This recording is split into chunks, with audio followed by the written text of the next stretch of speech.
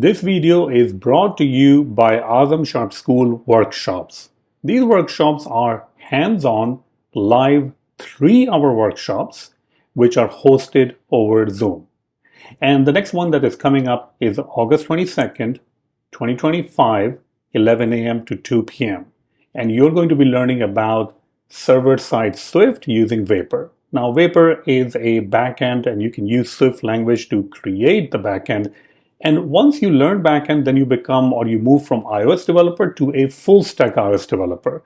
And the way that all the economy is going right now and all the jobs are going, it's always a good idea to upskill. So this is going to be a great course for you if you want one more additional tool in your tool belt. We're going to be starting with understanding routing, MVC pattern, database integration, and even consuming your own API. So you will create an API using Vapor, and then you will consume it in an iOS application. So this is just amazing. If you go to different conferences and take the same workshop, that's going to be thousands of dollars. I'm just offering you for $149, and you can even get these workshops for free if you simply sign up for the annual membership. So all workshops happen during the year are free, and I host close to like 4 to 6 different workshops. All right, so check out the link in the description for workshop. This is a great workshop, a hands-on workshop. You will be provided with all the code. You can ask me questions, meet other people who are attending the workshop. So it's going to be really awesome. So definitely check it out. And Vapor will allow you to create backends using Swift language. So check out the workshop. Now let's go back to the video. All right, welcome back everyone. So as you can see that I have already written some part of the code, but we still have to save our class or our model, which is pet, to the database along with the image. So we can see that we have created a class called pet because the model macro for SwiftData can only be applied to classes. We have a couple of different properties. We have the name property, which is just a string, and we have a data property, which is data type. Now, you can change the data property if you want. I mean, if you want to call it image, that is perfectly fine. Let me then change it other places also. There we go, and there we go. All right. Then in the content view, we're trying to access the model context. We have the cat image, and probably we can create a preview. If you want to see the preview, you can see it. We won't really be using that much of a preview, but we can definitely show you the preview, what it looks like. It's going to be really simple stuff. The image of the cat is in the assets. So it's picking up the image from the asset. So now you can see what it looks like. Okay. There's a save button, but the save button doesn't really do anything. So if you want to save something in or using SwiftData framework to the SQLite database, how can you do this? And then we will learn about the external storage attribute. So the first thing we need to do is to, get the actual image. All right, so I'll say let or if let image equals to, and you can, use anything you want if you want to get the image. So I'm just going to get the image. There we go. And now once I have the image, I can actually do another let over here. Let data equals to image.png data. So I'll get the data. Once I have the data, well, then it becomes a little bit more easier because I can go ahead and say pet equals to new pet and name. So I'm just going to type the name of my cat, Boba, and we'll pass in the image. All right. Well, let's see what's going on over here. Image over here. Oh, sorry, data. All right, there we go. Okay. Then I'll just go ahead and say context.insert. Now, context.insert is enough to insert into the database. It does listen to some events, like if you are going from the background to foreground or foreground to background, if you're trying to go from one screen to the other. So it will save it. But right now, I'm just going to call the save because I'm just doing a small demo about saving images into the database. Okay. So that should be enough code. And if we go to the Learn app, which is the app file, you can see that I've already configured this to have the model container for pet. So the container is already set up for SwiftData. All right, now before I run this, what I wanted to show you is how it is stored in the actual database. But how do we know where the database is? One of the really nice posts is from useyourloaf.com, and if you simply search for debugging core data, and I'll add a link in the video also. But if you search for this post, you can see that for core data, you can actually add a number of different arguments, and that is going to give you the debugging facility. So I'm just going to copy this line, the first one, but you can try out different ones also. And I can say edit scheme. Make sure you select arguments, which is right there. And then we will select the plus button to add a new argument. And I'm just going to paste that and then close. So what this will do is this is going to provide me a little bit more debugging feature so that I can see what is going on behind the scene. Now, this is going to put a lot of stuff in the console. See that? Look at the console. That's a lot of stuff going on, right? Let's see what's going on over here. See that? Let's go on the top. Core data. Well, because SwiftData uses core data in the background, so that's why. Connecting to a SQLite database file, and the file is located at this particular location. Now, there are many different ways to open that file. I'm just going to show you how I do it, but you can use any graphical user tool if you want to. Then you can see that all the different commands that are going on, you can see that select table name from SQLite, where table name is z metadata. Okay, let's see, there are more tables, table name, z metadata, cache, transaction, stuff going on. And see that? Here is our table, right there. Z pet. Now, why is there a Z in there? Well, that's just Apple's convention that they use. And keep in mind that is coming from core data. Drop table, then doing something else. So a lot of different commands going on, as you can see. All right. I haven't really inserted, or I haven't really clicked on the save button. So let me go ahead and click on the save button. Okay. So something happened. Let's see what's going on. Remote change notification, store something. Okay. What we are looking for is, was the insert actually fired or not? So you can actually see now, because we added that launch argument, we can see what kind of SQL queries are being executed behind the scene when we are using SwiftData. And one of the queries, as we can see over here, is the insert into zpet. So insert command was run, or insert SQL was executed. But how do we see it? So I'm just going to go on the top, copy this URL till application support. And now I'll open up a terminal. I'll say cd. So there we go. So I'm in that folder application support. I can do ls, and I can find the store file, default.store. The SQLite tool, or SQLite 3 tool, is already built into your Mac. So you can simply just start using it, and you can open up this file using SQLite 3, because this is a data file anyways.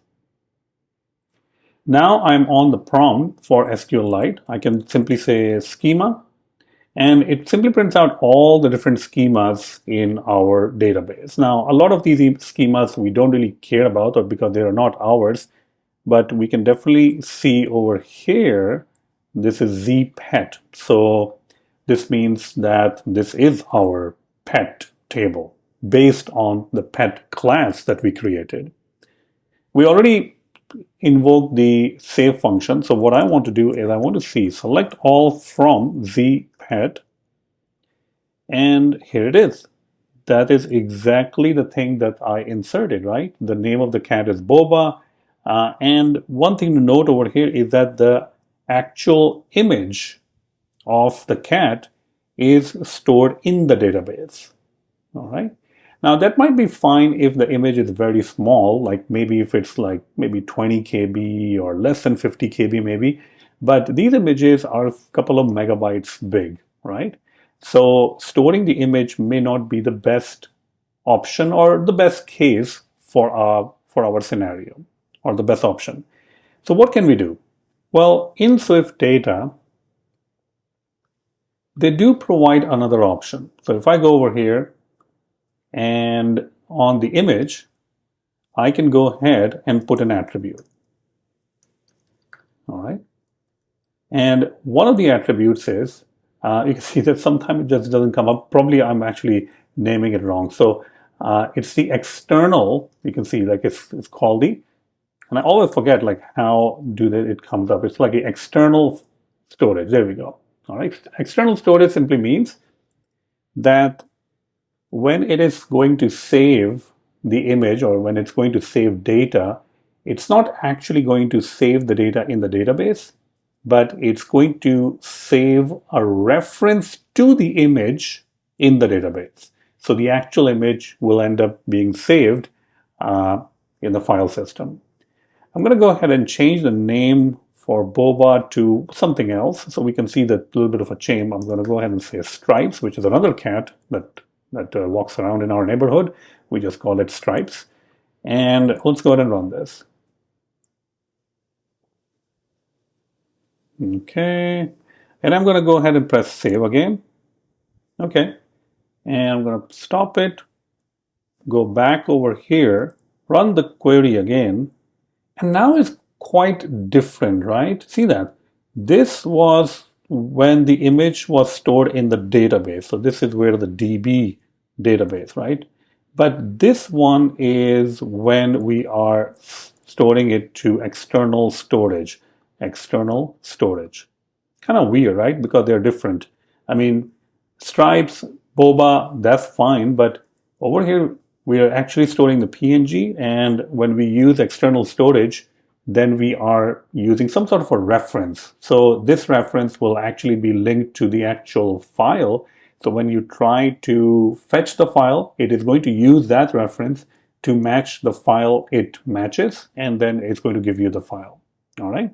So for larger images, if you have images that are large, maybe a couple of megabytes or more, it's a good idea to not save those images directly in the database, but use external storage system or external storage attribute to save it in the file system, and in the database you will simply have the reference to the image itself. Okay, so that is how you will persist an image, and that is how the external storage works. Now, one thing that to note about external storage is if the image, if you have external storage set up over here, right, and if you have an image that's super small, like if I take an image of, let's see, I'll try to take an image of, oh, not like that. If I have an image which is of this eye, like just the small eye, there we go. All right. Now I have to see that what will be the size of the image. All right. So let's check out the size of the image. I'm going to go to my desktop. Here's the image of the eye. Get info. 5 KB, okay? So the image is around like 8 KB or 5 KB. Okay, so it's a pretty small image. So what happens if we have a really small image, which you can see in this case? I'm going to go to Assets, and I'm just going to drag this image so we can use it. Now this image is around 5 KB, all right? So I'm going to say I. One of the things that happens with SwiftData, what it does automatically, is there is a certain size limit.